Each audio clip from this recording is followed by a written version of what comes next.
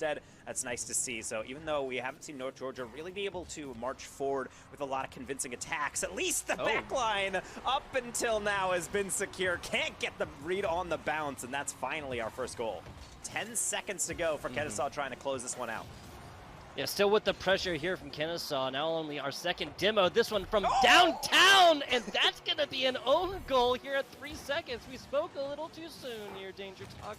Slavip left side, little tap, not really taking away possession. Now definitely does. This player going up the double tap. Hugh Dog and North Georgia come from behind victory with the Puma symbol on the side. As we've seen many a time with new rosters in the beginning of the semester, this might be the first time these players are really playing together at all. So this is really setting the tone for how you guys all click together. Kwong trying to bury one here on the near post, and he does just that. Better. Be able to pad those stats. Kwong throwing it right back in. That should be open, but it's just wide instead. Almost gets the nose down onto it. A couple members fighting, twisting, and now an open net the other way going for North Georgia. Nobody's almost hitting payload. Now is Joel. A little soft hit right there. Kind of just puts it in the breadbasket of a couple North Georgia players. That's really, really bad as this one comes all the way down from the other side. Being able to con the defense out of a clear that gets you the ultimate goal, as we will be able to enter into that 1-1. Maybe not for long as that clear gets away. Hugh Dog into Archie, and well worked from North Georgia. Safe to the side. They're feeling like heroes. They're keeping it up. Slavip into the ceiling. Sharky doesn't get it. Joel with a deflection. It's Quonk at 0. Hugh Dog in the way. Another save. North Georgia will very much so take that ball hitting the grass. Overtime somehow. Now coming up for the serve. Hugh Dog down. That's a bouncer just a little bit too high though as Sharky tries to continue the theme. Down bottom. And Archie does it here for North Georgia. Set up all day long. Now shoots in right now, but Quonk is going to win that 50. He's screaming off to the side. Bounce off some wall and now in his middle until North Georgia gets another shot at it. Watch me open for Hugh Dog, and they will make no mistake. Kwong, I gotta say, a great effort, but sometimes you need something even greater. You're seeing a player get thrown all the way across, like Joel's really just flailing, and you're thinking, okay, well, I probably have enough time to go to the corner, and then instead, it is in your net, something they're becoming quite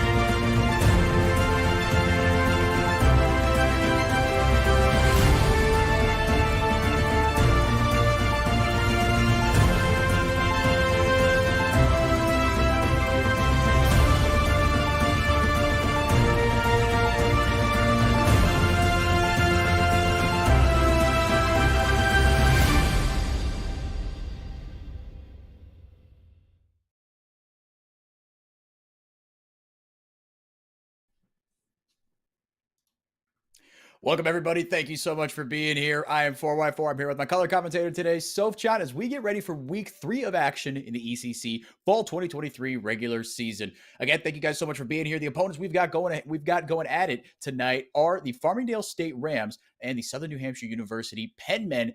Both these teams undefeated, Sofchan, as we get ready for a best of 3 here.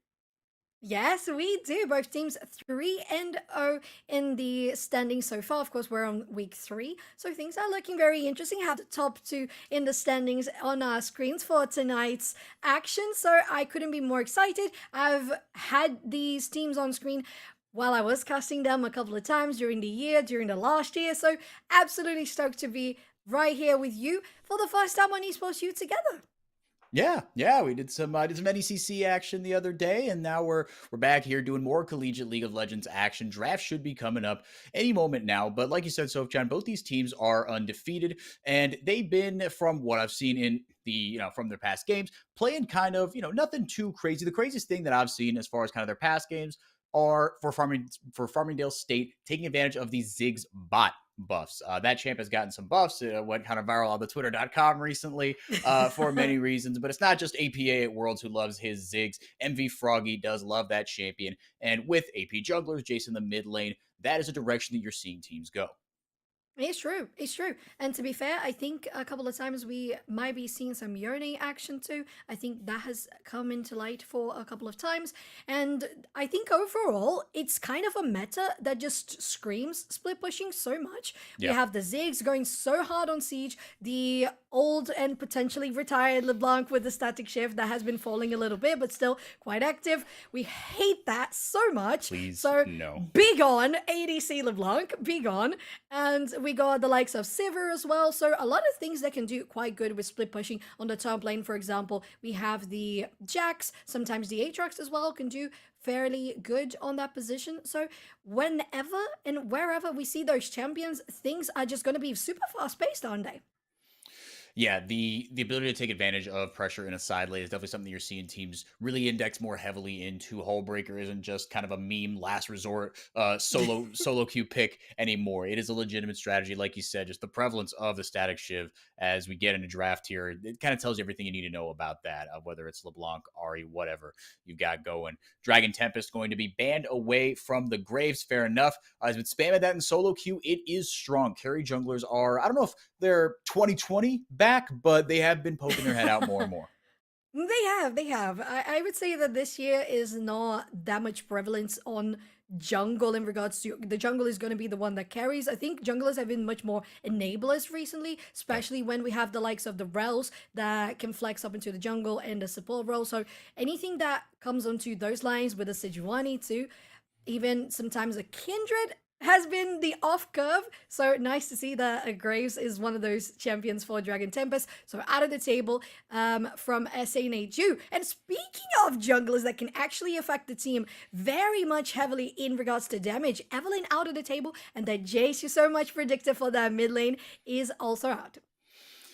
Yeah, Evelynn bot, not going to be able to play the Evelynn, despite what the name might tell you. Not going to play that in the bottom lane, but it's very much a champion that they are extremely comfortable with. A ton of games on this champion. Have kind of known it back and forth, like you said. The Jace in the mid lane. It's not really the Tristana mid lane meta anymore, but and you see in the Riven band as well, which at this level of play, you've got champions that look. The meta is what it is, and teams are going to take advantage of that, but some of these players have been playing this game for a long time, kind of on one-track minds. They get into these college teams, and having a pocket pick like this can be so disruptive. So you're seeing teams not really take any chances and just keeping on targeting the jungle pool as well. Dragon Tempest not going to get his hands on the Echo either.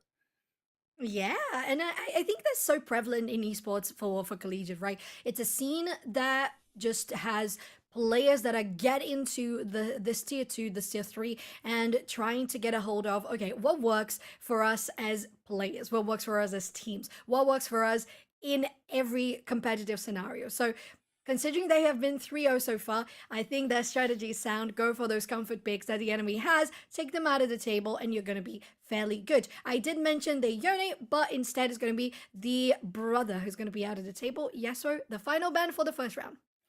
Yeah, weak side is not going to be on that champion. We'll see what gets blinded here right off the rip. Again, just looking at kind of solo queue and what we got going over there. Decent variety. The Riven, like we said, it's a pocket pick of Get the Mop, but can play a number of different types of champions. We won't see. Okay, so we are getting the actual draft order. That's exciting. Jarvan being taken immediately, and Maokai answered on the other side, if that is in fact locked in. Two just extremely strong junglers that can be taken really early in the draft. Jarvan very much back in the meta. It's not this Duskblade ARAM shenanigans. Spirit of Shojin has helped this champion come right back up in the meta and be a facilitator, like you said, Soph. Yeah, and I'm looking at this Maokai here, and it gives me 2022 feedback, because that was just so many Maokais in 2022, either in the top lane or even in the jungle. So that it just feels like it's a collegiate pick for me. It really hits like home. And the next one is going to be Orianna for the side of SNHU. It's such a good mid laner, right? Because you have that super steady, reliable, safe laning phase, leading into such a good enabler in the mid game, and you're still going to be doing some extra damage there. Hyper carry Jinx is going to be picked for Farmingdale next, though. Let's see how the rest of that team composition shakes out for Farmingdale because, like you said, the hyper carry, the cards are very much on the table. Orianna, Syndra, a matchup as old as time itself. Two just standard control mages that have a couple really impactful abilities. Syndra, not as ult reliant with the Scatter of the Weak, like you said. It's a good setup, but like you were saying, for Toxic, the Orianna, so strong. Again, just very safe, very reliable. And the Shockwave got those damage buffs, so not going to be lacking in champion. Maybe how she was in the old days. The ultimate, such a game changer, obviously, but now can do real damage. Nautilus locked in here, but we do not know what the 80 carry is going to be for Southern New Hampshire. And to be fair, it's a very good place for Southern New Hampshire to be because SNHU having that Jinx on the opposite side being picked in the first round, it's super indicative of, okay, this is an ADC that has zero escape whatsoever. So what they want to do now is try to deny that sort of support on the side of the bot lane. So Rakan out of the table. I would take out a Lulu, for example, that works out so well with the Jinx. And since you already have the Nautilus picked in, it's great. You have that lock in, even if you don't hit your anchor, although it's huge hitbox. You have those auto attacks, you have the ulti, point and click, every single thing can go into the backline. So that's amazing for SNHU. The next one is going to be the Braum taken out from Farmingdale side, and Samira also not going to be seen for SNHU. Yeah, that one I was surprised by. I didn't have Samira banned on my bingo card today, but hey, happy to be surprised here on a Friday night. That's what you do. You have some fun. Like you said, the Braum taken off the table, these defensive supports. Rakan can kind of do everything. He's so strong. Been one of my favorite champions ever since he came out. I absolutely love playing him. You can play him in kind of any meta. He's just so versatile. He can function a little bit as an enchanter as well. Varus will be on the opposite side here. We'll see how that gets played, right? Poke. Do you want to play lethality or into, a tankier composition? You go more the Hail of Blades. Renata on the other side here. Talk about a lot of peel and just room for this Jinx to operate. I like it from Farmingdale. Me too.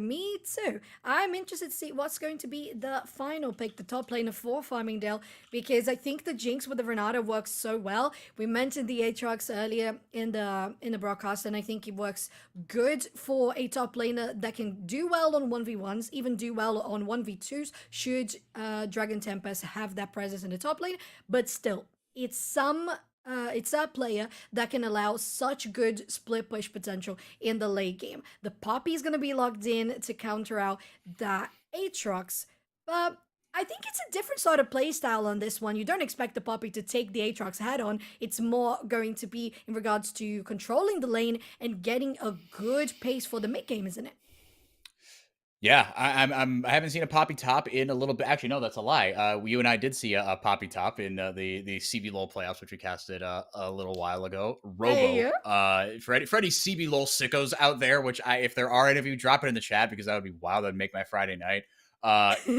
This champion, but with the ultimate alone, right? Like you said, can control the lane, but around mid games, around skirmishes, around objectives, this champion's ultimate, it cannot be overstated how valuable it is. And I mean, look, the Jinx, that is the beginning and the end, the bread, the butter, the peanut butter, the jelly, everything for the salami. Yeah, it's everything. Exactly. So being able to take some sort of peel out would be huge for, like you said, the point and click CC that Lehman, that Dragon Tempest can provide. I think it's a very wise choice because, as you said, you're not just going to have some sort of control because of the entire composition for SNHU protecting out the Varus with the Maokai, with the Shockwave from Orianna, the point and click with Nautilus. You also have the Poppy that says, well, you are the one, I particularly hate you, and you're going to be out of the team fight. So I think it works out super well. On the side of Farmingdale, I think they have a composition that can fare really well into mid-game, more towards split push. So I think that the bot lane is going to have to be more reserved. I don't think that Renata is going to have that much potential into taking down. She's going to be doing poke. She's going to be dealing some damage, taking that advantage for being ranged opposed to the Nautilus melee. But things are still going to be decided as we jump into the Rift 4x4. Yep, we can talk all we want about draft, theory, all that fun stuff, but at the end of the day, this is where it goes down. Can you execute on the composition? Thank you so much for being here again. This is ECC Week 3. All 3 regular. We do undefeated teams, FSC and Southern New Hampshire University. The Rams and the Penmen of Southern New Hampshire. Not sure what a penman is. Anyone in the chat that wants to let me know exactly what a penman is? In my brief Wikipedia searching, okay, a little bit of level 1 shenanigans. They like writing, you know, they like typewriting. I guess so. I saw that the mascot is named Petey Penman, so if it's just because of some guy, fictional or otherwise, named Petey Penman, okay, that's not quite as exciting as I would hope for. But definitely the 5-stack here is exciting, I would say. They have the deep ward going on the red buff, so very interesting start coming from SNHU. Yeah, and even more than that, I think the fact that Farmingdale got a ward into the Tri-Brush and was able to get out. Because sometimes you see, oh, I'm gonna put a ward in this Tri-Brush just in case they invade, Nautilus hook, flash, ignite, dead. But they were able to get in, get that ward down, get out. Nothing doing, but with that Nautilus, it can be such a powerful level 1, obviously, and a lot of early damage as well in this competition for Southern New Hampshire. Get the mop on the Aatrox into this Poppy. It is indeed going to be the Poppy top, Maokai in the jungle. Not that there was a ton of doubt about that, but a lot of damage coming in here from Get the Mop. Conqueror procced as well, but opting not to take the rest of the trade. Yeah, it's definitely good for them because they were in a Tri-Brush, so the first auto attack was going to come from them, being in the Fog of War, and you proccing out that Conqueror is huge. They're going on very low on this trade. Are they committing to it? Yeah, I don't think the Conqueror is right back up just yet. Double flash, first blood, no problem. Get the mop because we got a body in the top lane. Suki top taken down. Yeah, you gotta get some sanitizer for that floor because it's gonna be wiped clean from the Poppy's blood. And there you go, first one, even though there was big action from SNEG being in a 5-stack in the bottom lane, then Get Them Up said, I know that my champion does better than you in the level 1, so I'm gonna abuse that. It worked. Double flashes, but still guaranteed on that first blood. Yep, and burn that teleport as well. Get the mob, obviously, with the gold advantage is the biggest thing, but if you can manipulate your wave and get the tempo advantage as well, already level 3 to boot, even on CS, but just a little bit farther ahead. Suki top going to be down that crucial summoner spell. Tsuchima and MB Froggy play this lane how it should be. Renata's such a good counter into these engaged supports, has phenomenal lanes against your Nautiluses, your Leonas, these big bad engaged champions. Man, top lane, just a bloodbath. Yeah. So far. Yeah, they're duelists, they're bruisers, but Dragon of Tempest going in here and hook lands. With a really creative angle here. MB Froggy gonna get the Glacial Augment, on him. Chroma has him cleanse off. He cleanses off the Ignite, though. Ignite down and a kill. No, 2 of them make that over to Southern New Hampshire University. Very creative pathing from Dragon Tempest. Suki top. Are they gonna do it? Is Get the Mop actually going to dive the Suki top? No mana, able to get the shield back from the Buckler. I think that will be all she wrote. Well. So as an AG, I would say it was a super good read from them because they noticed that bot lane was pushing. Jinx was definitely not concerned with freezing the lane. They were shoving all day. The pathing, as you said, was very creative, going on through the Tri-Brush that wasn't warded. So I would say that was a bit of a mistake from FSC to not have that covered, especially when you're going in so advanced in your lane. So big opening for the enemy jungler to come in. They get double kill there, and to be fair, it would have been a double kill even if Dragon Tempest wasn't there, just because it was good positioning from Proma and from Lee Ham. At the end of the day, still, you get a little more concerned with a jungler coming in, so much easier to confirm those kills. Yeah, really easy to set up. Suki top, really likely going to be taken to the gray screen. Valiant last effort with the charge there, but no dice. So as well as things have been going for SNHU in the bot lane, it's another solo bolo for Farmingdale State, thanks to the Aatrox. And Sofchan, this is a champion that if you let the Aatrox get going, the mid game is nigh unplayable for SNHU. Yeah. It really is, and it's such a big threat because I mentioned it's not just a champion that can do well with pushing waves and going off with split pushes. Something that I mentioned, okay, we got the Scout of the Week landing on Toxic, but still both have a lot of HP up there. And overall, the Aatrox gives that value because of the split pushing I mentioned, but also it's a champion that can do so well with getting into the back line. You can deal a lot of damage, and you have a good survivability because of your ulti as well. Yeah, no, absolutely. It's just so tough to deal with. We'll see if Southern New Hampshire want to buy into the anti-heal to deal with that initially, or if they just decide to kind of gut it out, maybe not contest the first couple of dragons. Get them off 1, 2, 3. Not able to jump on the teleport advantage just yet, but making very good on the advantage that they do have. Hasn't cashed in the rest of that gold. Meanwhile, again, Chroma and Leeham, excuse me, have made good on the kills that they've gotten, but MV Froggy able to stay relatively even in CS here. And now another fist fight in the top lane. You don't take this one. There's that level 6 you were talking about, Sofjan, and it's just that easy killing spree out of nowhere. We're not even 6 minutes in, and the top laner for Farmingdale State is averaging a kill every 2 minutes. That's pretty insane, but we have Dragon Tempest here. Use the sweeper, no vision. So is FSC going to push in there, trying to scout out those bushes, getting the vision? So staying fairly conserved, especially because they don't know where the enemy jungler is. That is a good position. So is it probably just going to be wasting Dragon Tempest time? We'll see if there's any sort of misstep coming from FSC in this bot lane. Yeah, and with Leeham, I mean, the way he's playing that, that second brush as a Nautilus, you're going to be creating a lot of space as well. So as a team of MV Froggy, they go, look, maybe there's a jungler there, maybe there isn't, but with the Nautilus lurking like that, like you said, Sofjan, that hitbox is really, really generous, right? They're not going to be stepping up no matter what.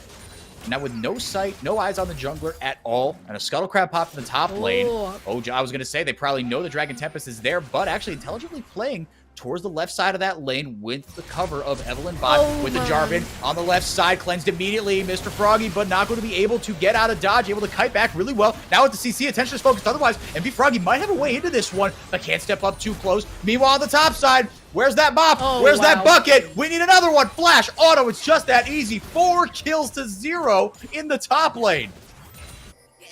This is a big threat, but still I am worried.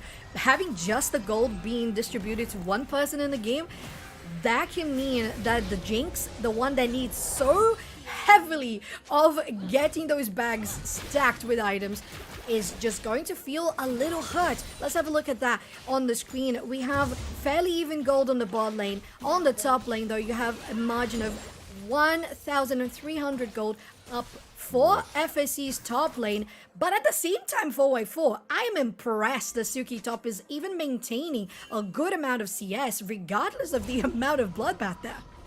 Sure, yeah, no, and yeah, staying even in gold however you can, taking the Bramble Vest immediately, that's what you got to do into this matchup, grabbed it up immediately upon that 4th death.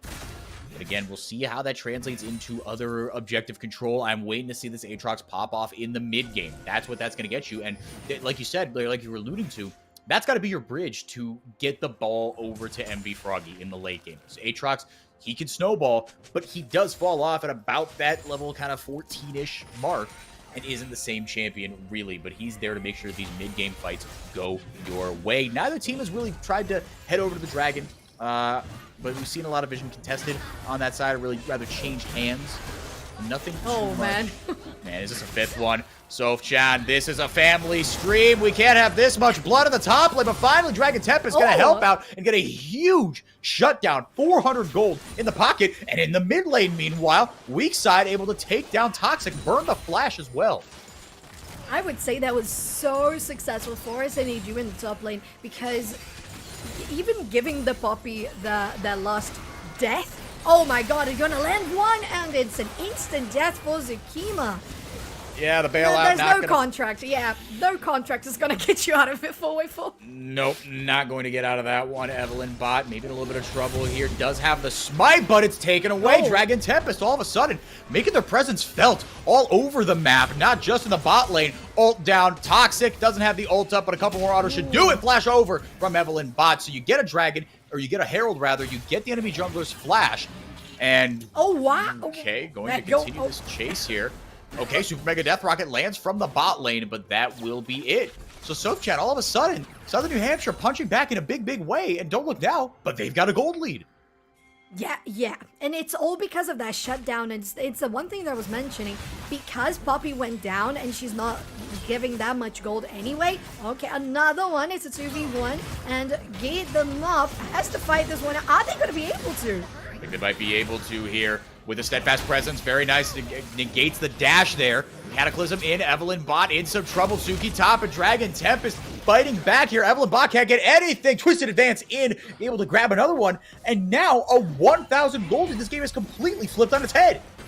It super has shut down into having that great smite onto Harold because Dragon Tempest was level 6 and Evelyn Bot was level 5. That advantage on damage for the smite is crucial. They guarantee the buff. They get another kill. Super great team fight on the top lane, 2v2, and even get massive gold from the platings here with their Herald popped out in the top lane. I would say that is profit, and Renata Glask is not even on that team. Well said. On the other side, though, look, weak side able to grab that solo kill that we mentioned and is already on the Leandry. So despite all the action across the Rift, they are the first ones to a mythic item. Shortly after them, though, Dragon Tempest and Proma able to grab their mythic items. It is going to be that lethality for Proma, just opting right into that straight upfront damage and opting to just chew through kind of the Aatrox, right? He's a bruiser, but he's not a tank. War Drinker going to be what Evelyn Bot builds. Let's see how the rest of that build comes to pass here. Sofchan, the one thing that we haven't seen so far is a dragon. And in the bot lane, Froggy, with a 30 CS lead, comes back with not a mythic item, but the Kraken Slayer, still very strong on Jinx. And now you got both junglers lurking down towards the bot lane. You figured this is going to be where the next battle lines are drawn. It definitely is. We have rotation coming from weak side Scorp as well. Going on to that Drake, there is vision from the blue side. Are they going to commit to a fight? Nothing to be seen from the side of SNAG in regards to pressing out, but it's also good to temper your pace. Is it going to be a steal? Dragon Tempest pops the ultimate, and it's going to gobble up the whole lane, and coming in from the other side is Toxic. Easiest shockwave you are ever going to see. The Scatter the Weak punches back, though, but Tsukima trading kills with the 80 carry. Proma on the board. Toxic going to mop the rest of it up. It was the shockwave that started it, but it will be the Varus that ends it, and barely escaping with a sliver of health is Dragon Tempest. Easy as you like. SNHU now up 2,000 gold. The biggest outcome, I would say, the biggest positive outcome from this fight for SNAG for me, and from the last 5 minutes of game, I would say, is how much they had been converting the goal. So you had the 3 kills and a lot of assists coming from the side of Dragon Tempest. You mentioned the rotation had been super present across the map. Proma was already on 4 kills. The Orianna now with 2, 1, and 2. Every single person on that team has so much gold compared to how they were 5 minutes before and compared to what FSC has, because it's just on the hands of the Aatrox. Yep, you talked about it earlier, and it's good to bring it back up again now. It's not just, oh, the gold isn't in the Jinx's pocket, but this is a very one-dimensional team right now. Up 3 levels on Dragon Tempest and 2 on Suki top here. Pops the World Ender, but get the mop 1, 2, 3 is going to actually flash away out of this, completely scared off. Dragon Tempest and Suki top. The way that this top jungle has been absorbing pressure, and Dragon Tempest is my early contender for MVP right now. Southern New Hampshire do not get back into this game if not for their jungler. And just lurking here in the tri-brush, not opting to back, but not going to actually take any sort of repeat gank. And it's one thing that we've seen from Dragon Tempest quite a lot of times. Are you going to be... Okay, the recall has been cancelled, so get them up could to get something going. None of them have ulti, so we'll see if the commit comes up. Q1, Q2, Q3, whole lot of damage there onto Suki top, but a lot of damage and some anti-heal.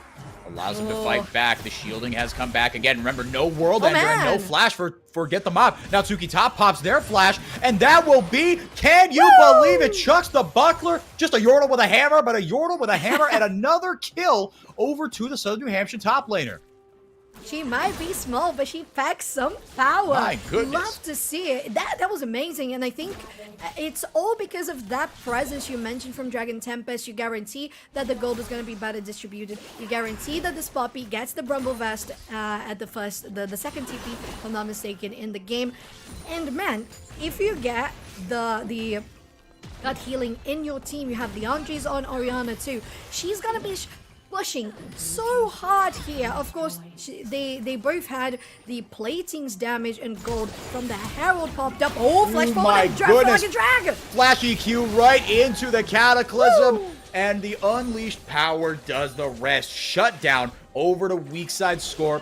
Fantastic answer back from Farmingdale State, but still down 3,000 gold here.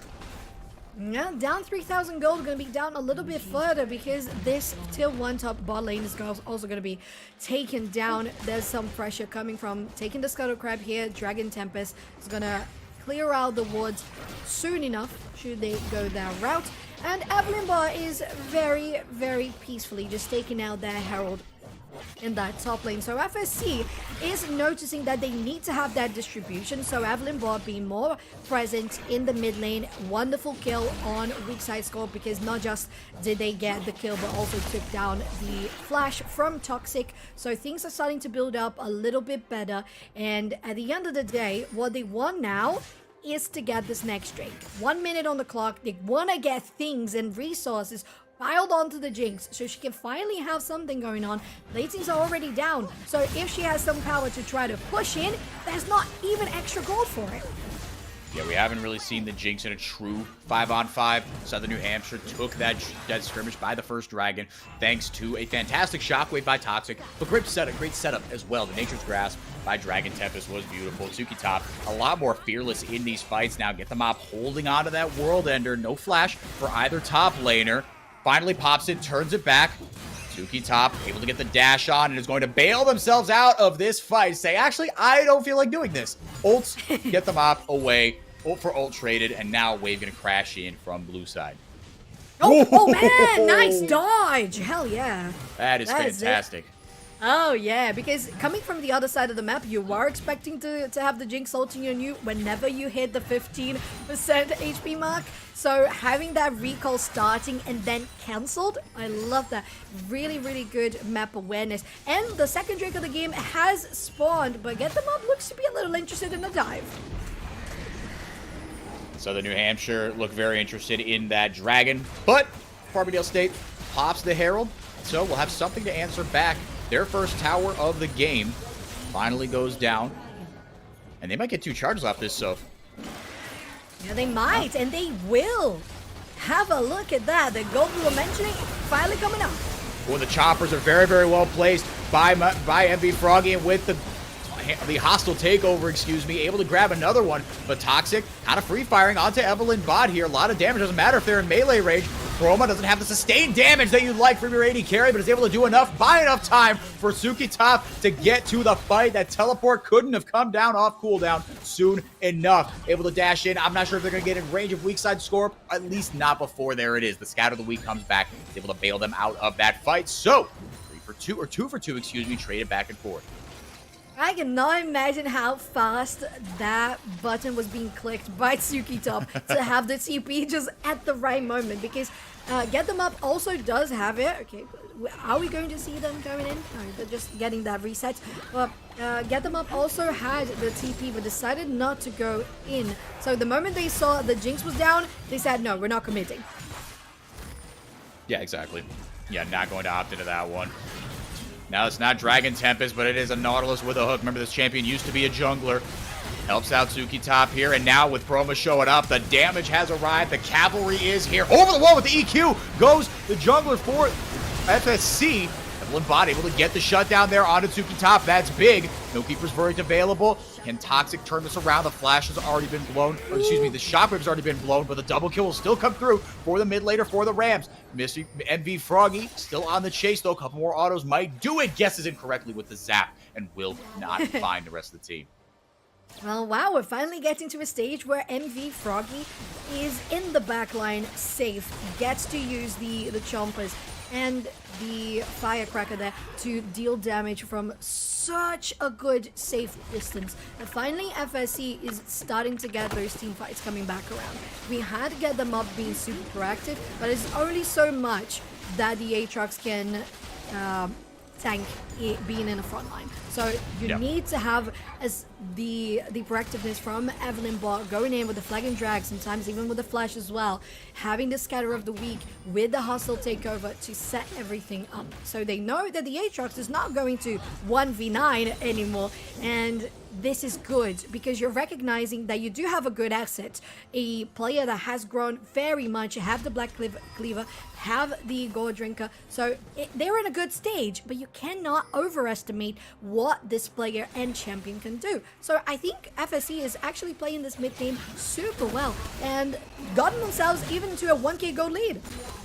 Yeah, a couple things. I mean, if you would have told me, based on the way the game started, that Suki Top would actually take the first tower on top lane, I wouldn't have believed you. But if you would have told me that based on the way the mid game was going for Southern New Hampshire and the way they were able to put on this masterclass of just damage mitigation, that at the 20-minute mark, it would actually be Farmingdale State with a 1,000 gold lead, I wouldn't have believed you either. Now they're approaching on 2,000 here as Toxic has to flash away with a shockwave. Wow. The tower dive will go not to plan. Shutdown over to each side.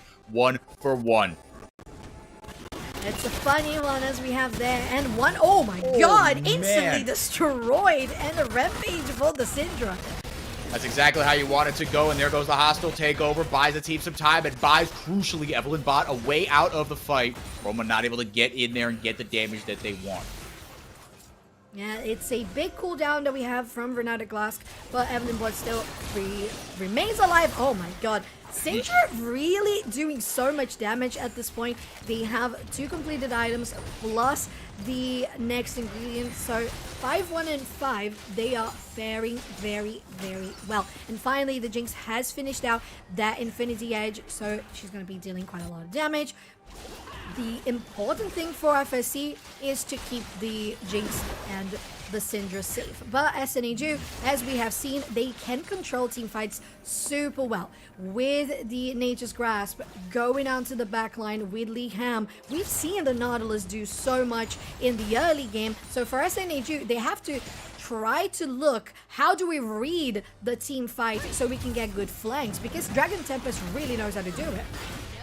Yeah, around those objectives, again, another phenomenal steadfast presence. Suki Top been really impressed with their performance this game, given the deficit that they started in. But yeah, around those objectives, in a straight-up 5v5, like you said, getting those flanks, Dragon Tempest. I mean, that's part of what makes Maokai so powerful, is that the width of the ultimate, or the width of the Nature's Grasp, it takes up the whole dang river. It's so hard to fight in those choke points. And you saw, the last time there was a fight in this bottom river, SNHU just waxed Farmingdale State because they had a couple angles to come at it from. The CC setup, again, a shockwave that nowadays deals a little more damage. Syndra and Orianna is this matchup that we're used to as kind of these utilitarian, just control mages that excel in staying safe and keeping their lane state what you want, which, yes, they still do that. But now they do damage, right? With the addition of the splinters, with Syndra, she scales so much better. And it's just going to get more dangerous as this game goes on. Exactly, the execute. Jinx is still the primary carry here, but there are a couple of different threats on this Farmingdale State composition. Yeah, we're going into here. The third Drake has spawned. It's going to be a Hextech stall. Coming onto the map, the Hextech gates are enabled. And the team from SNAG trying to get an advantage on this river, while top lane is still going on the endless fight. Yeah, death taxes and top laners having wet noodle fights. That is the 3 things promised in life. Great scatter blink for the shockwave answers back. That thing hits like a truck. Are you kidding me? The hostile takeover is not going to do anything because everyone is already dead. There's nothing to follow up on. Get the mop, gets the kill up on the top side, but that's about the only thing that goes right for Farmingdale State. It's a 4 for 0, and they're heading straight for Baron. It's a Baron and a TP here to defend that tower. Toxic is going to go to the top lane, and I couldn't want a replay more than I do from that shockwave. That was so beautiful, and the damage as well lined up with Roma with the piercing arrow. That was absolutely insane to watch. And Toxic going onto that top lane, made themselves seen, and rotating now for the Baron, going down to 40% HP now, is gonna be an easy clean for SNAG on a 24-minute Baron takedown. That was incredible to watch. That shockwave That was so good. by Super Toxic satisfying. was, oh my goodness, it was kind of toxic. That was phenomenal. Yeah, you're getting the view there of, again, I gave Dragon Tempest the MVP for the early game, and look, these fights don't happen without some really good ultimates, good vision setup, taking care of those things. But Toxic, man, 9 kills on this Orianna.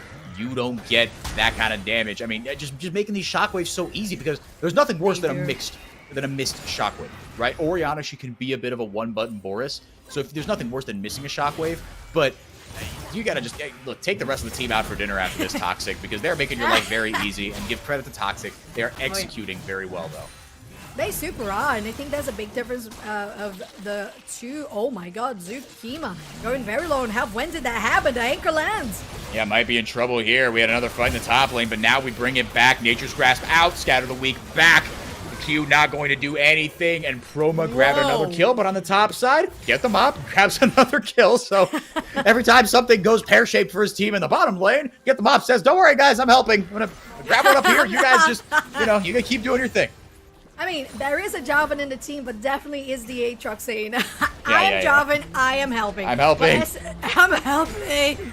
And SNAG takes down the tier 1 here in the mid lane, opened up the whole area for dominating the jungle on the side of FSC 4x4.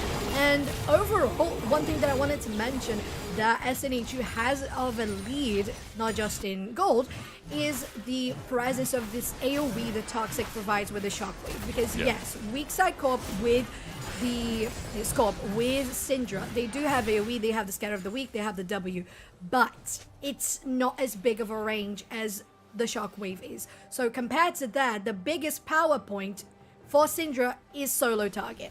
And that, if you don't have range, how are you going to get to the backline? And to this point, Dragon Tempest and Liham have been putting out such a good front line that nobody touches Proma, nobody touches Toxic. And when Toxic goes further into a fight, that's an easy Shockwave coming through that just gets the team an instant win in a team fight. Yeah, you nailed it. I mean, these fights are just so much, there's a lot less, or a lot more leeway, I should say, with Southern New Hampshire and how they want to start the fights, because there's so much setup, again, for Toxic, and the Chain of Corruption as well. We haven't really talked much about the Varus ultimate, but how impactful that can be, right? That's another thing you've got to kind of run away from. But so if you hit the nail right on the head, the way that these fights are going to play out, they need to be, if Farmingdale State want to have an advantageous fight, in more scrappy ways, right? They need to be with, like you said, weak side Scorp, getting a pick, because you can 100-0 the AD carry, but that's if you can get to Proma.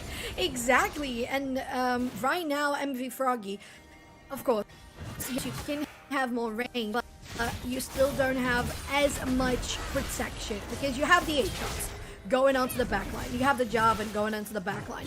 Those two are sometimes going to be too far away from you, and if they go too further into the enemy backline, then sometimes you become alone. And that can be too dangerous for the Jinx. So sometimes you cannot afford that being an ADC, and you have to be even more behind on a team fight, and you don't even have range, which is the biggest difference from what we've seen from SNEG and that incredibly strong front line. Yeah, it's just, it's a lot easier, right? I mean, like you said, you've got a really strong front line, and then the Nautilus as well, which is a support tank, but a tank nonetheless, just made of CC, that champion. And like you said, yeah, it's the difference between, look, yeah, you've got good engage, you've got some bruises up in the front line, but where's your peel as well, right? And juggling those duties, especially like you pointed out in the draft, with an AD carry in Jinx that is so immobile, that is absolutely crucial, because Southern New Hampshire, they have ways of getting to the back line. They have, one twisted advance from Dragon Tempest, and it's curtains for you, right? And if you, with Suki top, one good Keeper's Verdict can take, someone completely out of the fight here. Super Mega Death Rocket, got it! Got the objective! There's that execute! He's gonna take the dragon and run back away with it. Thank you very much. Second Hextech one on the board. MV Froggy, tip my cap, man. Oh, I do too. 2 caps tip now for FSC's ADC. MV Froggy calculated that perfectly. And SNHU didn't see that coming. They thought everything was just so incredibly clean, especially because their players weren't even low health, so you wouldn't expect that much damage. But MV Froggy really calculated that well. All an ambush for him. Gets the Q down onto the support. Chain of Corruption gonna miss, but Liham doesn't have the flash anymore. It still has the Hex Flash. Still has, again, point and click, decent range CC, a very generous hitbox on the hook, but that is big. You can get the Summoner out of the support. One of the many ways that Southern New Hampshire can start fights. So, chat, what a game. Man, we've been treated to one heck of a game of League of Legends on this Friday night. ECC East Coast Conference Week 3, Fall 2023 regular split action. Both these teams undefeated. FSC, they are 2-0, and they are 4-0 in their series. As in, they 2-0'd both their previous series. Southern New Hampshire did have a 2-1 earlier. I believe it was not against Utica. I am thinking of another one. But either way, against Malloy Esports. Did go 2-1 against them. But again, both these teams fighting to be isolated at the top of the standings where it is a little crowded. Suki Top and Dragon Tempest, these two have been kind of leading the charge as far as setting up these team fights around these objectives. No hull breaker, no problem. Forget the mop. Does have the Unleashed teleport. And so FSC, they've got a tough task ahead of them trying to get in this fight with a numbers disadvantage, right? Like we said, want to play on picks. God. Oh, man! Evelyn Bot over with the Hextech Gate. Tsushima in some trouble here, trying to lay down the hostile takeover. Over the wall goes Evelyn Bot with the Cataclysm. Lehman laid down the CC. Evelyn Bot stayed alive, and with the TP in from the Aatrox, that might be all she wrote. MP Froggy's not even in the fight yet. You haven't even gotten the Jinx damage down yet. How did this go so wrong for Southern New Hampshire? They got the Baron, but at what cost? Well, 4x4, I think that is very unfortunate for SNEG. Started out with an unfortunate chain of events with that potential 2-for-2 dragons, and on the board actually comes out to FSC going into their soul point. A Baron that goes super wrong, gets taken down, but still takes down the whole team with it. And an open base MV Froggy takes down the inhibitor, almost forgets the last auto attack, but there they are. And what we mentioned about the big threat that the Aatrox can be with the split pushing. We've seen it happen. I would say that a good call of action now would be to split the lanes, have potentially the Syndra go top or the Aatrox go top, so you still keep pushing and pushing. Because if there is still anyone, and by the way, is there anyone still with a Baron buff on the side of SNEG? I think just Dragon Tempest. Yeah, but then, yeah, there you go. So it's the only person who's going to be actually helping the lanes to be defended on this side of the map, especially because super minions are coming down slowly but surely from the blue side of the map. Yeah, and that push taken care of on the other side, getting it all the way down to the mid-tier 2. Got to break that open. Get them up, and Evelyn Bot can take some creative paths over some walls. That, at the end of the day, I think is what did what did Southern New Hampshire in, right? We talked about it. If you can isolate someone, if you can cause chaos, then weak side score can 100-0 somebody. A really good Cataclysm, splitting up the team fight for FSC. And yeah, that was a fight that was just pure chaos, and that I think is going to be how they want to win these fights. I'm looking at Evelyn top in this tower defense here. Get them off. Get the W down here. Yoink Dragon Tempest back. Damage coming down. Shockwave actually lands here. There's the Sterix. It would look like a Lulu ultimate, but nope, it was just items. World Ender popped as well. There goes the fight back. Suki top in some trouble, and this is a 4v4 again, or 4v5, excuse me, and it's a double kill for MV Froggy. It doesn't even matter. Flash, EQ, Cataclysm into death. Toxic gonna buy his team some time to get away, but that will be all she wrote. So, Chat, I think this might be the game. This might be. The base is open. Inhibitor is down. Only the two Nexus servers here in the mid lane with not both, but the top lane pushed. They've got everything set up. Just, yeah, five people. It's gonna take down the inhibitor as well. Should they want to go in further, they go for a dive. Leham in some trouble here. Nothing that Proma can do. The spell shield is popped, and here comes the mid-wave with the super minions. That should be the game. Got to usher this one in here. Actually, these respawn timers getting a little low here. Dragon Tempest back in 2. There goes a Scatter the Weak. That is what you did not want to happen. The death knell for Proma. And in a banger, in a back-and-forth game, Farmingdale State pull it out. The Rams over the Penmen in Game 1. I think it's very interesting how we saw FSC coming back online on this game, because it was a little rough. Although they did have such a big advantage in the top lane, I don't think that was the big criteria to get them to a steady mid game. It was because of how they started fighting around the objectives as they were spawning. So they got the second Herald, they got 2 Drakes, so things were starting to feel a little more easy for the side of the Jinx, getting those items, scaling away, Syndra as well. And I think the biggest issue from SNEG in the mid game right now on this game was we noticed they had a strong front line, but then all of a sudden the front line was starting to disappear. It was It was just melting and gradually melting, and they weren't able to mitigate as much damage as they once did at one of those power spikes on level 14, on minute 14, for example. So things started getting a little too overpowered, and that front line wasn't as steady as it could have been for them. Yeah, and like you said, the way that Southern New Hampshire won those first couple of fights, right? It was a nature's grasp into the shockwave, and then FSC weren't allowed to play the game.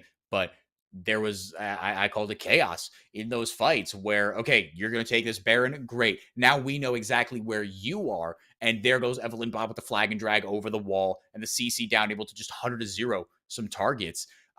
Really well done from Southern New Hampshire, honestly, or from FSC, because I did not have them coming back in that one. That felt like a classic. Yeah. Okay, your Aatrox gets a lead, and then what do? You can't convert that lead, and you become Mr. Useless in a team fight. But kept getting kills in the 1v1s up on the top side, and I'm really interested to see what's going to happen here in game 2. So, if any final thoughts before we get into a break?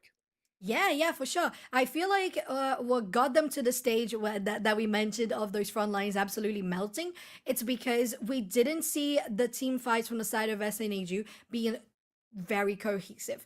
There was the front line, but it wasn't like the back line was just there, ready to attack. They were a little behind. So by the time the damage came in, by the time the carries were there, the front line had disappeared. So it wasn't because, the tanks weren't tanking anymore. No, of course they were. They took a little bit of time to take that HP bar down. But at the end of the day, there was still some mispositioning from the carries that couldn't really take down and counterattack the damage as fast as they could have. And then we mentioned the execute, the Aatrox going on the backline, the flags and drags from the Jarvan with the Cataclysm, really getting people isolated from their teammates.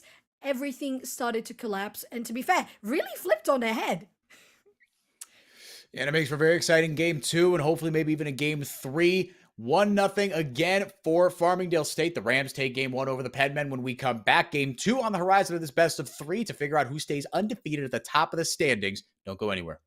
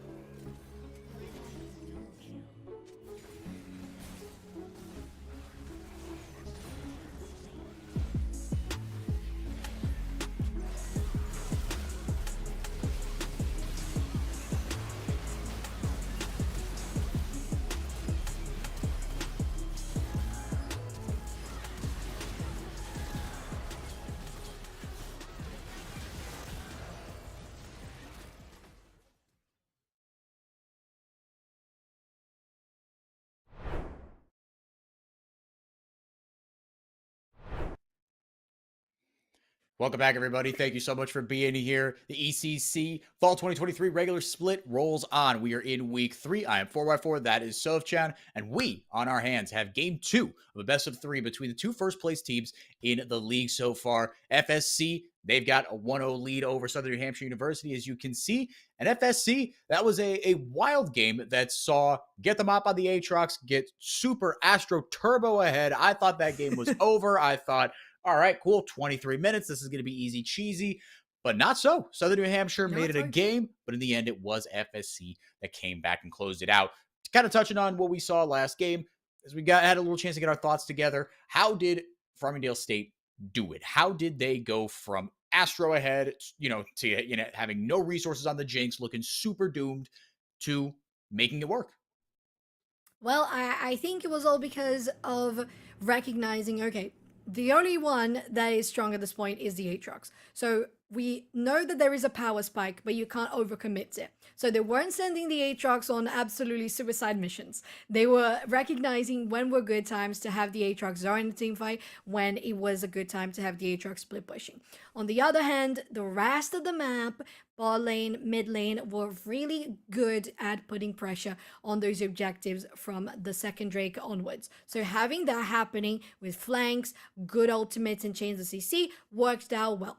Although SNAG was also doing great at that. What at the end of the day made the difference that we noticed is that FSC was starting out those team fights much more proactively. So having the mobility from Aatrox with the dashes, from this Jarvan with the flags and drags alongside flashes, and cataclysms, you really got the enemy team zoned out, you spaced out the carries that couldn't really reach the fight, and then your front line was decimated, nobody to protect SNAG's carries.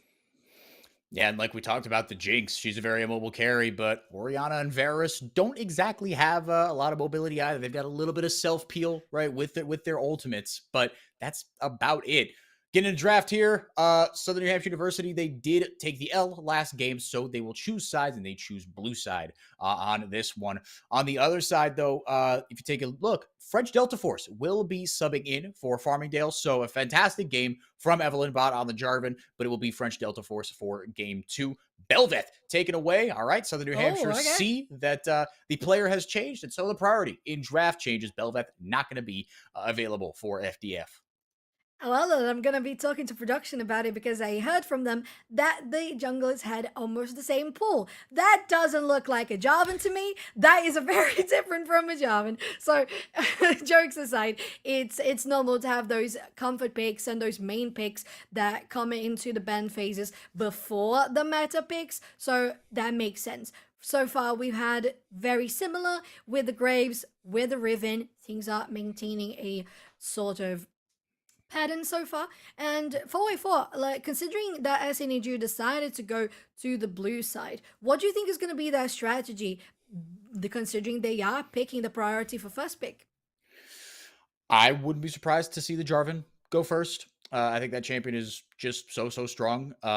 Yeah, or just any of these other kind of priority junglers, because again, it seems like the first few bans on either side is just kind of pocket picks, right? And Yeah. it doesn't seem like it's really like strong. Oh, you're gonna analyze this from a what's strong in the meta, like, oh, what's a good red side ban, what's a good blue side ban, and working your way down and kind of down, Z tier, S tier, whatever.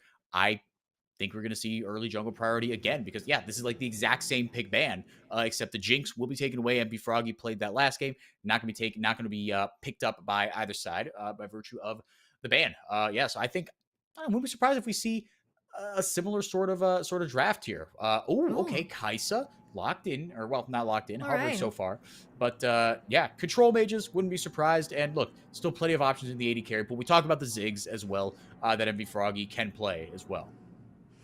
I think it's interesting that we saw in particular Farmingdale changing from what they had previously, not having the Jinx. Okay, the priority now for Farmingdale is the Jarvan, as we mentioned, but on the red side instead.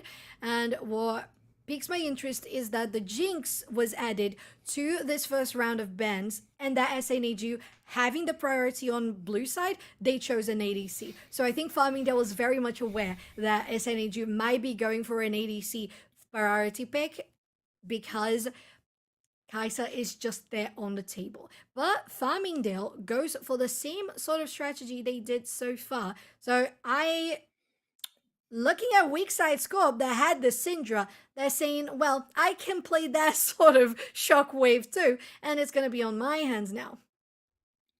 Yeah, and the Jarvan combos really nicely with it, right? The Cataclysm makes, again, like the Maokai with the Nature's Grasp, makes the Shockwave just really, really easy to set up. You're going to have a very safe laning phase. On the other side, it will be the Syndra, picked up by Toxic. So running back the mirror matchup, but again, on the opposite sides, like you mentioned, Soph. And Hecarim, picked up here by Dragon Tempest, is a champion that's been seeing a little more priority in the meta. I've seen all sorts of just twisted, horrible builds. Hey, there's that Ziggs. We might just see it yet. Looks like it's going to be locked in here. Please, come on. There we go. Okay. Now, so now, but that still is a lot of magic damage. That's the one thing. Like you said, Soph, Ziggs really, really big on sieging, pushing down these lanes, applying pressure in different ways, and is a very effective laner as well, obviously. But it is a bit of a one-dimensional damage profile. It is, but I feel like from what they have now, with the Jarvan, with the Orianna, and with the Ziggs, I think they might be going for something like the Aatrox themselves on this game. Yeah, it was them who had the because they switch sides, it gets a little confusing sometimes, but it was Get Them Up that had the Aatrox, so I wouldn't be surprised to see once again. Instead, this round of bans is going solely for support so far, with Zillion and Karma locked in for Farmingdale, with the Rakan on the side of SNEG, with that last ban to be confirmed, and it's a Rel, so everybody just looking at bot lane. Yeah, 4 support bans, 2 on either side there. Just trying to make this a bit of an easier lane for MV Froggy. We'll see what is paired up with him. But on this side, okay, Nautilus. Again, tried and true. Good ways to start fights here. Pretty reliable point and click CC for Farmingdale. And easy ways to layer down that damage. Some of those projectiles can be a little slow moving from the Ziggs. So there's dodge potential there. The Tom Kench picked up. So we will see that could be in the top lane, technically. Yeah. But Tom Kench support has started to come back. Well, we'll see if that's going to be the case. All right. We got that last pick soon to be confirmed. SNEG hovering the Lucian. So, wait, what? Yep. TK top, baby. Oh, wait a minute. Hold up. No. That's what I mean. Kai'Sa mid Syndra top? Huh. So, it's like a 2020 show. Oh, man. Whoever it is, the Jax is going to smash them in the early game. That's all I'm saying. Okay, so it will be almost in all likelihood. I mean, maybe Syndra support? I don't know, man. They got me messed up with this draft. Me too. Like, really, me too. I don't know if that would make any sense to say there's actually Kai'Sa with the Tom Kench and then Lucian top with Syndra mid lane, but that also doesn't make that much sense either. Maybe it is Syndra top with Lucian mid. I don't know. Oh, it is Lucian top. Wait, did I say it right? I think you might have it. I was gonna say, yeah, okay, you nailed it. And I saw Nanako in the chat there saying, the casters are baffled. But Nanako and Sofchan hit the nail right on the head. So it is Lucian top. Yeah, haven't seen this in a long, long time. I think Me too. Hence why I was so hesitant. Yeah, I was like, yo, am I gonna be hearing from chat? Is this what I'm gonna be seeing? But sometimes you just go for the risky play and you get lucky. Yeah. I guess. No, completely different look here for Tsuki top. Jax, Lucian, you do not like this one. Still, well, actually, I guess, how do you feel about this one for into Get Them Ops Jax there? I realize I'm asking you to analyze a Lucian Jax matchup in the top lane, so if you got nothing for me, that's fair enough. They do have a Hecarim, so it could be an early level 2 gank from both sides. Either for the Hecarim, either for the Jarvan. I think that could be the big case, because you have mobility with the Lucian. I wouldn't be surprised to see the Lucian even getting the dash level 1. I don't think that would be a mistake, because Jax can really smack so much damage even on level 1 compared to an ADC with such squishy health bars. Man, this is an interesting matchup. It's gonna require a lot of pacing and spacing from Tsuki top. We saw that happening quite a bit with the Poppy because she has that little bit of mixed hybrid melee with ranged, but they were still smacked. They were still owned in the early game by the Aatrox. So I really don't know what's going to be the case. We saw 5 people stack from SNHU on the previous match, so that might just be the same thing again. Yeah, certainly looking like it. And like last time, FSC, they got a ward down in the right place at the right time. Let's see. Excuse me. Let's see if they are wise to it one more time. Looking like they're just going to 5-point it. Tsushima on the Nautilus this time around, not Leham. Yeah, might be nothing doing here. But looking no vision from either sides. Nobody going anywhere deep. Just the Jarvan having a look at the top lane there. So nobody in the blue buff. So they might be thinking, well, just don't do anything. There was a ping there in the jungle. Just don't get close to that river whatsoever, and you should be fine. Yeah, no one brave enough to check the pixel brush, which is probably fair enough. But then on the other side, French Delta Force with a good read of the situation. Again, remember, they weren't even in last game, but saying, I think actually on the top side here, we could make something happen. Able to get that ward down onto the blue buff, and able to get some early vision. Bam! Onto Dragon Tempest and Tsuki top. They walk right over it, so they know that's exactly where they are going to be starting. French Delta Force with an early vision advantage. I really like here, as you said, they have the vision advantage. They have control over the red buff, so if anything would happen from the side of FSC, French Delta Force would be spotted, and as of right now, we are pathing to opposite sides, but one thing that we did think of is the Hecarim pathing towards the top lane to help Tsuki top, and they are really doing some work in getting the Jax away from the minions.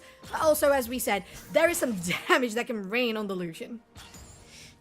Yep, weaving those autos, like you said, did in fact take the dash level 1. So was able to get in there, right? Leave a couple autos in. Able to hit level 2 first as well. Get them off on the other side of the wave, and now with the Q, able to hit the minions and hit whatever's behind the minions as well. See how Tsuki top manages this matchup. Up 5 CS so far. A bit of a nothing burger kind of in the early goings here. But on the other side, the junglers inverse pathing there, bottom to top for FDF, and then on the other side, Dragon Tempest pathing top to bottom, with which French Delta Force already knows. Oh, we got a stun going on here, and a lot of damage. The potion has to be popped by Tsuki top. They're caught between a rock and a hard place, but get them up. Doesn't want to get too deep into a dive. Oh, hey. Don't mind me. Forces a flash away. Wow, I did not expect that. Yeah, Tsuki top maybe feeling a little too comfortable there.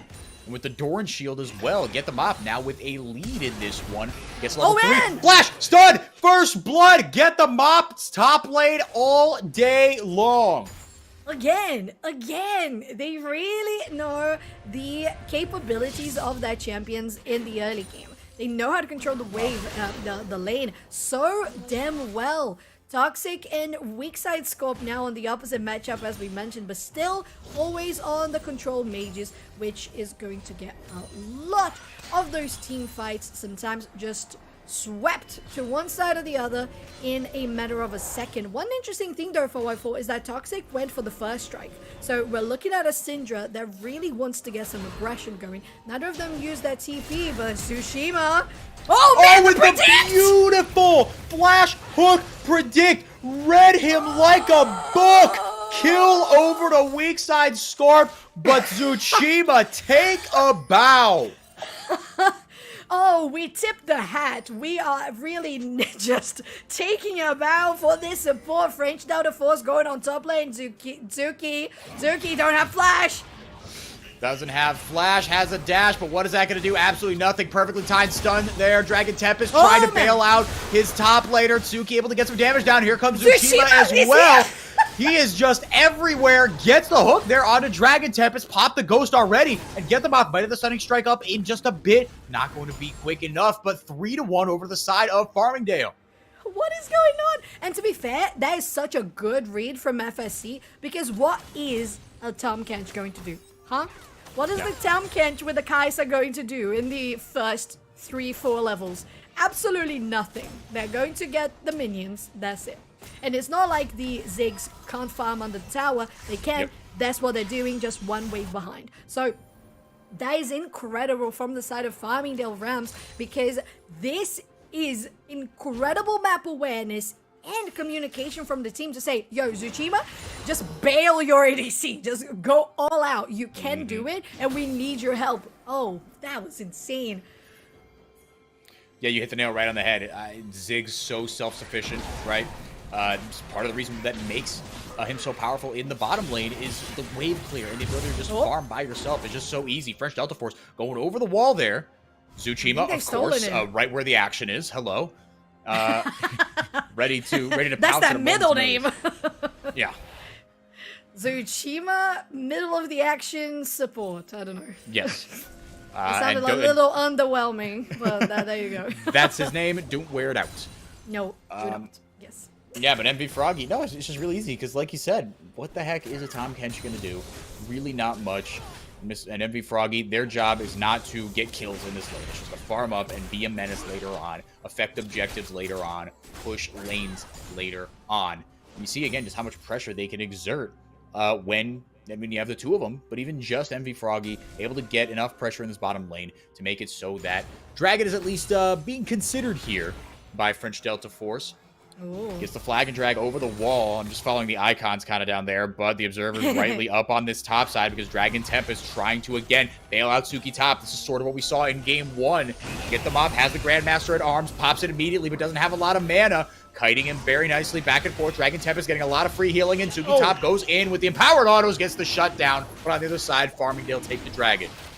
Very well done. Farmingdale taking this Dragon here, but as I need you, read that the Jax was gonna take the bait, and they did. There was vision on the tri-bush, so you get so much room for Suki top to farm as that Lucian. They don't have the TP, so they really need control of the wave at this point. They're gonna come back and walk to lane, so you need to have the wave in that big, juicy middle spot just around the river. So very nicely done, although there was an objective taken by FSC.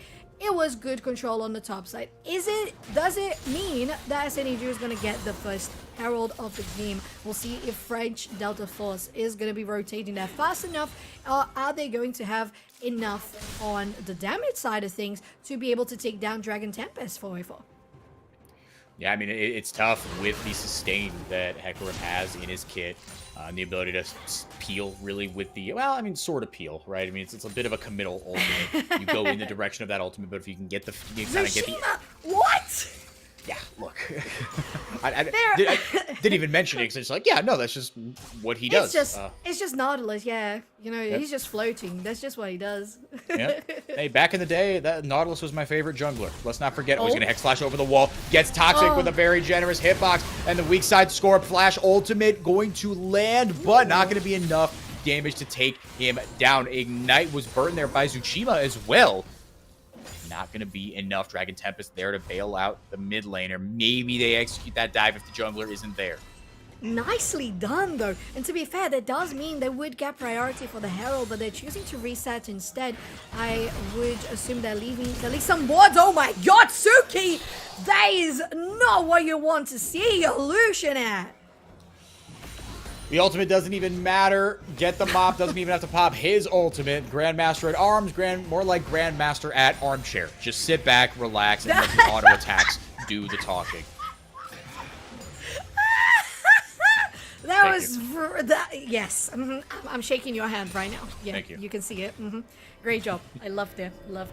One thing I was gonna mention is it feels like they don't even feel like they need to have that much control of the river in regards to vision, just because Get Them Up has all the control on the top lane.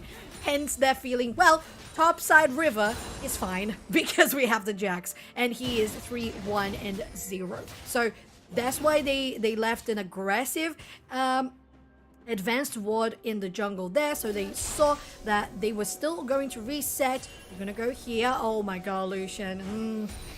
Yeah, that is a, Lucian is a dead duckling here. It's not a matter of if, it's a matter of how. And how is a flag and drag into a shockwave that doesn't actually land. It doesn't even get popped, and now Dragon Tempest able to get in there with the devastating charge and actually able to bail Suki top out, burn the flash, but that's about it. I think that's enough, right? I think we're just looking to get the top laner out of the lane and take the Summoner Spell with it. So with that, you guarantee the pressure that we already had with FSC's top laner, and Get the Mob is gonna get those blatings solo, which is huge, and you even have some leeway to go in the mid lane, as we see the French Delta Force trying to do as we speak. But bot lane FSC is trying to get those blatings themselves, and we mentioned MV Froggy on Ziggs can surely do it. Ooh, hang on a second here. All by himself. Pops the satchel charge and going to get spit out right back into the waiting arms of Chroma, excuse me. And a shutdown over, not just a kill there, over to SNHU. Yeah, kind of caught with his pants down. Tsuchima just left his AD carry out to dry. To be fair, again, it's a good read that SNEG had. So they noticed as soon as you have Leham on that level 6 for Tom Kench. Oh my god, Tsuchima. Oh. Okay. Toxic must have been like just freaking out every single time they saw a shadow of, oh, Shockwave! Oh, hang on a sec. Oh, the Q hit a minion. That is tragic. Not able to get the full combo there, but weak side Scorpions will hold on to their flash, and you burn the flash on the Syndra. That is huge. Suki top. Oh, not able to get the stunning strike there. Oh, excuse me. Hold up. Jax isn't even there. Shockwave leaving over the wall. One more stack of the acquired taste. The autos will land. Suki top going to pick up the kill. Here comes Get the Mob, and this is where the fight might turn. Toxic trying to make some hay and get the heck out of dodge. Doesn't have to scatter the weak back up. There goes the Mega Inferno Bomb. The comment, not going to be enough. Scatter the weak prevents anything further. And Promo with one more auto might be able to do it. No. Stunning, or rather the E from Jax able to negate those last couple of autos. I cannot believe Toxic has escaped twice with that much HP. 2 different engages that they were absolutely going to die. Toxic bails out. The Renata Glass was last game, but she bails out. And Syndra is one of the things that really made the difference for FSC in the previous game. So now being on the opposite side and remaining alive in spite of all of those ganks and on a CS lead, that is very impressive for Wave 4. No, it really is. Yeah, and I want to highlight the purchase of the Merc Treads as well. Taken by both mid laners, to be fair, but knowing that Toxic was just going to be under a microscope, really, under a lot of pressure and a lot of scrutiny.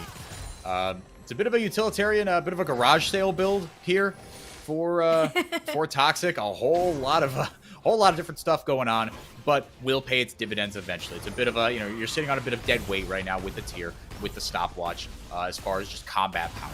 Get the Mop on the top side. I mean, just doing whatever they want, quite frankly, to this tower. And the Trinity, right? Yep, Trinity Force in. French Delta Force also got the Gore Drinker. The first couple items achieved here by FSC. And even though they get the Mop, or Get the Mop and company get the Dragon, SNHU grabs a Dragon. That's a Shockwave. Mega Inferno Bomb over the wall. There goes the onslaught of shadows. Not going to be quite enough here. French Delta Force with the Cataclysm able to separate the fight long enough. And one more auto should do it. Weak side Scorp, no mana, no problem. And it all comes up FSC. I'm trying to understand how they actually won that fight, to be fair. Because, Dragon Tempest trying to get away. They managed to do it with that bit of movement speed from our Cloud Soul. That is going to spawn in just 5 minutes as SNEG has taken out the second Chem Tech Drake. And 4v4, again, we saw SNEG taking out the Dragon. Yes, they had vision. Yes, how did they lose the fight? I'm still trying to understand how that happened, really. Maybe might have been a Suki top getting that one step further when they shouldn't have. Maybe that was the case. I don't know. Maybe it was just the sheer force of the Shockwave that we've seen in the previous game as well, alongside the Infernal Bomb. So everything lined up with that AoE, massive for FSC. And at the end of the day, it makes even more sense why we've got so many Merc Threads in all of SNHU's builds. Yeah, we got 3 of them. On the side of SNHU. Yeah, and like you said, that CC combo is just, it's really, really deadly. Liam going in, taking some creative angles over the wall. Couple of empowered autos. Dookie top going to get satchel charged out of the fight. And B-Frog able to keep himself safe. Not going to fall to the same fate that bereft him in the bottom lane. Toxic getting their farm they so desperately need. They have escaped those deaths, but they still have been killed twice. They only have 2 assists to their name, but things need to try to pick up a little bit more. Overall, 5 kills for SNEG, 8 kills for FSC. Got a dodge on the Scatter of the Week here from Oriana, so she manages to stay alive. Hakurim has been seen by the side of FSC, but Suki Tabi, to be fair, can just go dive onto this Lucian. But they're starting to get a little bit dangerous with that Kraken Slayer finish and going into their first mythical item. Yeah, that was not the way I expected that little trade to go, honestly. Yeah, like you said, looking a little dangerous. Kraken Slayer providing that little bit of extra oomph. Static Shift picked up here by Proma as well. But the turret does go down for second one of the game, excuse me, for FSC. They're up about 3,000 gold here, up 3 kills, 2 towers to 0. The Heralds have been over to FSC as well, 1-0. The Dragons split 1 apiece here. So both these compositions can team fight decently well. Again, sort of like the last game, it might come down to who just starts the fight, might end up winning it. Culling back over the top, Dragon Tempest trying to get on the other side of get the mop. Whoa. Big damage on the Tsuki top, but not going to be enough.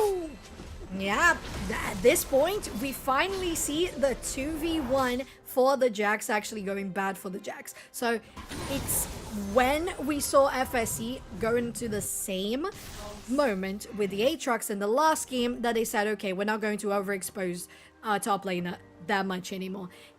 Are they going to succeed on doing that once again? We'll see if that's going to be the case. But it was definitely a good golden card that they had under their sleeve in the previous match that allowed them to finally wrap up things in the mid game. 1 minute and 15 for the next Drake to spawn. It would be the second one for either of the teams as 2 mid laners. No, actually, the Ziggs, not mid laner. The mid and the bot are still here fighting in the bottom lane as the rest of the team has gathered. Hakurim, they have numbers advantage on the side of SNEG. Still a little bit from that Drake spawning, so you don't want to take any deaths at this moment. No, this is a really pivotal dragon here. If nothing else, just because I think the fight surrounding the dragon might be huge. Yeah. And everyone's on kind of that first 1.5-ish item spike. Weak side Scorp just going full damage, just trying to deal essentially true damage. Got the Ludens and going right into that Void Staff, Soapchen. So that you're gonna see that that shockwave gonna hit even harder pretty soon. Leham going right into on weak side Scorp. That is an immobile Oriana, able to flash away. It gets gobbled up and devoured. That is huge. Proma gonna pick up the kill. Leham finding the angles on this Tahm Kench. Yeah, and once again, those supports being pivotal on the flanks, being pivotal on those engages. Although there's the Chima on the Nautilus, is not them who's making the plays at the moment in time, considering they had such big prevalence on the early game. Bot lane is going to be the Herald being popped. There's only 50% on this tower. Toxic, don't get overexposed here. The rest of SNEG is starting out the dream. Surprised that FSC able to grab this one. Dragon Tempest secures it. Here comes the TP. Weak side Scorp back immediately onto the map. Got in. Grand Theft Dragon means they get out by the skin of their teeth, to be fair. But they are able to, in fact, grab it. Oh, Toxic is in some trouble here. Dredge line doesn't land, but it might not matter. The Chain CC comes in. There's the passive. Stopwatch blown for vibes, I guess, because you were dead meat anyway. MV Froggy going to pick up the kill. FSC back on the board. Suki top making things happen in the top lane meanwhile. It might have been just the case where your stopwatch would have been exposed anyway because you're buying the Zonias, you're completing the Zonias, but Suki top is going to get solo killed by Get the Mop because we mentioned there is a limit to the Jack's power, but it's definitely not a 1v1s. Yeah, no, extremely strong in those 1v1s, and took a full culling to the face, and it didn't matter. And FSC able to get things going on the bottom side as well, shove in the lane there. We got the couple of long lanes going here as Get the Mop was able to grab the top tower as well. And yeah, Dragon Tempest says, nope, this is my jungle buddy, remember that? Get the Mop, doesn't seem like he's scared though, he does a lot of damage. Nope. Counter-strike. Not gonna land. Dragon Tempest kiting in and out, but Get the Mop just able to auto-attack him, essentially into submission. Gonna grab himself some Honey Fruit. And now here comes Toxic to ward him off, maybe, but Get the Mop just applying other points of pressure. FSC, this feels like a Baron push, the way that they're creating these different pressure points around the map. It really does. And it all started out, oh, not cancelled, very close though. It all started out with that fight we had in the Drake, right? They did lose the takedown, the final hit on the Drake. SNEG got that second one, but the team fight was won by FSC. And again, I feel like we might be seeing the Orianna shockwaves just being so incredibly essential in this mid-game stage that every team fight that you can get well with the Orianna ulti, then basically everything just lines up. Especially because of MVP Foggy and everything that can come out after it with French Delta Force, with the Cataclysm, and everything lines up around that. So even if they didn't get the objective, look at the amount of pressure they're asserting all around the map. They're getting some vision. The tier 1s are all down. Tier 2 bottom lane also down, which is massive whenever you have the next Drakes starting to spawn. Oh my god, Suki. Spirit of Dread's going to keep Dragon Tempest alive. Envy Froggy has to flash to safety, get himself a better angle here. There goes the onslaught of shadows. In the back, meanwhile, is Get the Mop and able to turn the fight. FSC kiting backwards very nicely and hitting French Delta Force with the damage. Suki top is dead meat. Get the Mop with the counter strike, and there goes Leham just saying, nope, I want no part of this. My team is all dead. I'm going to go cry for their souls in the corner. Baron over to FSC. Yeah, FSC takes this one down. Very nicely done once again because of these team fights. And I feel like they just know they're more powerful on the team fights because of Get Them Up. As soon as you get any sort of connection with the corner of the team fight on anyone at all, even if it's the Hecarim, because at this point, there is just Liam being the front line. And the Tom Kench right now is not tanking as much as you would like. So FSC is really taking advantage of that and how powerful this mid game is for Get Them Up. So for SNEG to try to come back from this, they really do need to keep on stacking on those Drakes, even if it costs a couple of kills here and there. Oh, top lane, Get Them Up might be a shutdown. Yeah, we've seen this movie before. Get the Mop gets the counter strike with the onslaught of shadows is just too much. Shutdown over to Dragon Tempest. And I see a serrated Dirk in the inventory for Dragon Tempest. That grosses me out. Yeah, well, yep. Remember what I was talking about? No front line? Yep, no front line. You're not going to have any sort of HP or defense stacking on the side of Hecarim. Just the damage. Is that no, there's not going to be a Drakta, right? I mean, Dustblade is a thing. Might be Yomu's as well. Yeah, might be Yomu's, you're right. But do you need extra speed? Do you really? Do you really? No, but that's Hecarim players for you. They are a little different, man. Hecarim players are they gonna do what Liam just did in the fight? They're like, oh, okay, I can get out of this, so I'm just gonna get out of this. Is that it? You're just gonna try to walk your way out or run your way out? Do I like it? We'll see. We'll see. The next Drake has spawned and considerably being the potential third Drake for SNEG. I'd say it again. Even if they lose the fight, if they get the Drake, I would say it's still a good point for SNEG. Yeah, it feels like kind of their only way back. The gold lead is slowly ballooned up to almost 7,000 or 6,000, excuse me, right now. Full control over the Baron pit. Does FSC have? Weak side Scorp looking for an angle for a good shockwave. Gonna abandon it for now. French Delta Force, you gotta be careful here. Get the Mop isn't at the fight. Culling goes into Tsushima and does absolutely nothing. Dredge line out. No TP available here for Get the Mop, but not going to do anything, and that's what happens when you don't build any resistances on the Hecarim. If you don't have the follow-up, you are going to get chewed right through. That's a big scat of the week, though, from Toxic, so I guess it doesn't matter. Shutdown over to SNHU. But here's the thing, Sofchan, guess who's knocking on the top inhib door? It's Get the Mop. It is. That tier 2 is going to go down. Tier 3 is going to go down. Mid lane as well. And another hook is going to land here in the mid lane. Oh, and Toxic finally gets 1 kill, but is taken down in return. Inhibitor is nowhere to be seen. Nope, and Get Them Up doesn't really want to quit. Well, just kidding. Okay, there. They do, in fact, quit on the top lane push. But, yeah, Sofchan, I mean, Dragon Tempest went in and got blown up, but the damage over the top was actually enough. It was a lot of damage coming in from Proma and from Toxic, but that was a 5v4, and Get Them Up, even though he wasn't in the fight, was able to make things happen in other places. I would say 2 points should be highlighted about that team fight. First, we saw Suki top being frontline. They were literally just on the enemy's faces, using the ulti. Okay, I get it. You don't see the enemy top laner. You feel like you have some leeway. They didn't. They were too close to the enemy. Being an ADC, you can't not do that.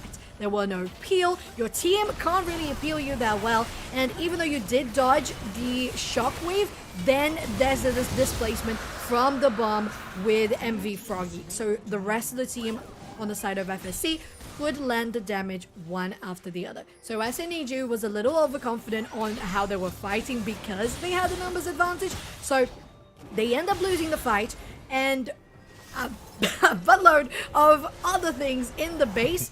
But again, they have the Drake. So it's still some hope for SNEG. But if Get Them Up just decides to go full-on split push, I don't think there's any choice for them aside just staying in base to try to defend. No, and I mean, and the Cloud Soul, as the lead gets as crazy as it is right now, the Cloud Soul really isn't going to do as much for you as, say, a Mountain Soul or an Infernal Soul, or even a Hextech Soul might, with kind of these 280 carries in this composition. It's just, yeah, Get Them Up can affect the map in a couple of different ways. This team can team fight really, really well. We haven't seen a straight-up 5v5 because Get Them Up has just been kind of doing his own thing, doing top lane things, right? We know they are just different players. They see the game differently than the rest of us. But then on the other side, Soph, are you a top laner? Actually, oh, absolutely not. I'm okay. at ADC. I didn't think so, but okay. No. Oh, ADC. Okay. Fine. Yeah. Okay. So it's all about you then. It's all about me. You gotta protect me. I'm a little queen. You know, that's all about me, right? You are the passenger princess. You guys drive. I'm gonna hang out. Protect me. What are you doing? Oh my god! Don't go in too deep. I'm alone. Yeah, that's how we go. But yeah, I'm definitely the farthest away from top lane. Out of everything, top lane is my last pick ever. Even jungle goes before that. Oh, Toxic might be going down. They decide to disengage, but it doesn't matter. The whole base is exposed. There goes Dragon Tempest, gets a CC down and just gets the heck away. And now the damage comes down there onto Zuchina, but Get Them Up hasn't joined the fight yet. Whoa. In there with the counter strike. A lot of damage there on a fresh Delta Force, and the culling actually is able to dissuade the fight. Meanwhile, 4 legs, 600 miles an hour on this pony. It looks like it's on fast forward. It looks like Ebrom on the production here is just like, okay, I figured out how to make one champion go way faster than everybody else for the viewers. Look at this. But no, that is not the case. Yeah, exactly. and they do have Yomus, as you said. So, and they have the 2 Cloud Souls, Cloud Drakes. Why? Yep. Why? No, you can run fast, but CC will slow you down. Yep, just one auto there by Tsushima, and that's it. EQ from Fresh Delta Force. It's such a stupid support, like, for real. You have such big hitbox with your Q, and then if you don't land it, it's fine. You can just flash forward and auto attack. You know, it can be a little stupid sometimes, but it has to be taken advantage of because it lines up so well with what you have, especially with the Jax, because as soon as you get someone locked down, well, the Jax is like, woo, free meal. For me? Yay! Oh, is this me? Okay, thank you for the gift. Yeah, no, it's just too easy sometimes with Nautilus. Like you said, you gotta take advantage of it. There's a reason that Nautilus is just kind of never out of the meta. He's just made. And we didn't even talk about the ulti, right? Yeah, exactly. You've got point and click CC onto potentially multiple targets. It's No. just too easy. Baron does go over to FSC, up to almost 9,000 gold. See how much they get on this power play. You're going to see that gold number go up to 58, 59K pretty quick here. 9 towers to 0. Sofchan, I didn't even see that SNHU has literally got no towers. That took me by surprise. That's insane. Trying to get some defense here on French Delta Force, who's scouting the area. Suki top, why are in the front line again? Yeah, gotta be careful. The Jarvan could flag and drag on your face at any moment, or get the mop could teleport into your base at any moment. Counter-strike, nice CC there, laid down to scatter the weak, able to get the mop away for now. That inhibitor has respawned. That's how long ago Get the Mop took that inhibitor. It's already back. Super Minions bearing down the mid lane, just playing this push very patiently. They've got the Baron buff. They've got an exposed inhibitor in the bottom lane, and Super Minions pushing down mid, just about dotting some I's and crossing some T's here, and this should be curtains. FSC should be heading for a 2-0 right about now. Right about now, everything exposed, just the one inhibitor that's going to be taken down as we speak. Bot lane 3 of those lanes are absolutely exposed. Super minions, Baron minions, the towers on the Nexus are not going to survive any longer. 4x4.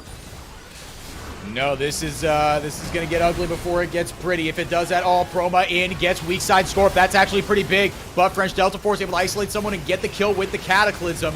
Dragon Tempest is down. Get the Mop still alive, and that means that trouble is still brewing. Done. So that is the game.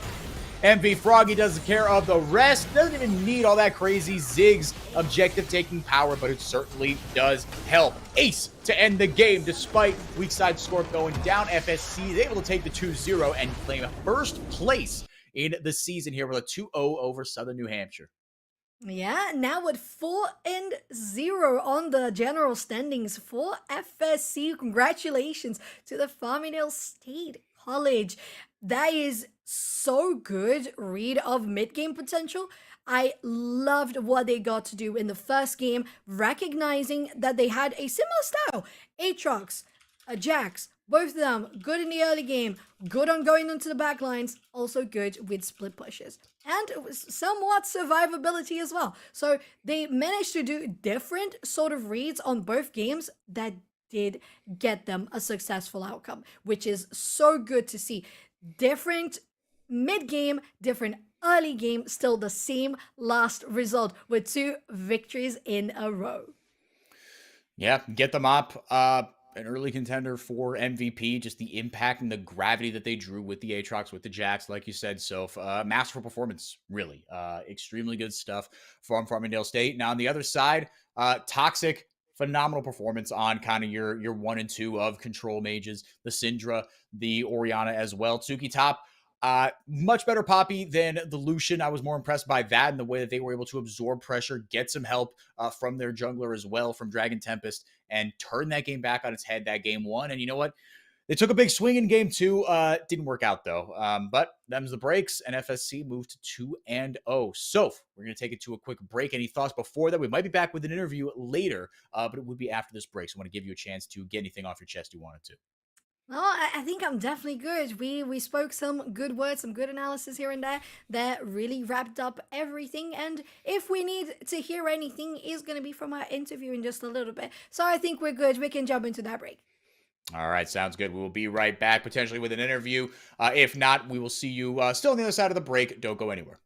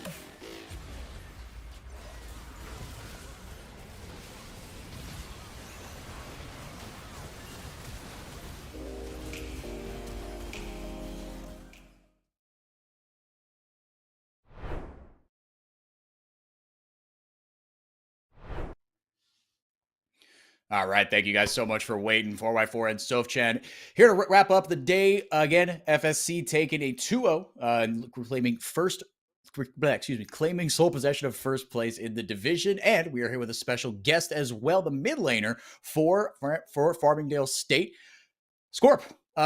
Thank you so much Hello, for being everyone. here. Congrats on the victory, first of all. Second, I have one question for you. I need to know about game one.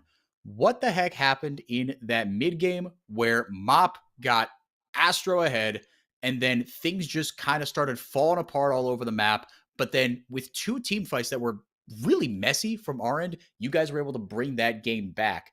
Walk me through the mid and the late game, how you guys managed to pull that one out. Honestly, we were just playing around our teleport cooldowns and all. One of our dragon fights where enemy Orianna got a really good ulti in the pit. And actually, I did the call there to get into the pit because there was a Maokai ulti coming up. So it was a really rough spot to play for us. And it wasn't a fight we should have taken. We should have taken it slower. We played bad in some fights. But then after that, Aatrox joined the fights, and that's pretty much it. Aatrox was real strong, and they didn't have enough damage to kill him. Yeah, I think what I want to talk about is exactly on top of that, how I felt like you guys had this mid game that was a little bit more difficult because of the team fights, but then well executed when you had the Aatrox in.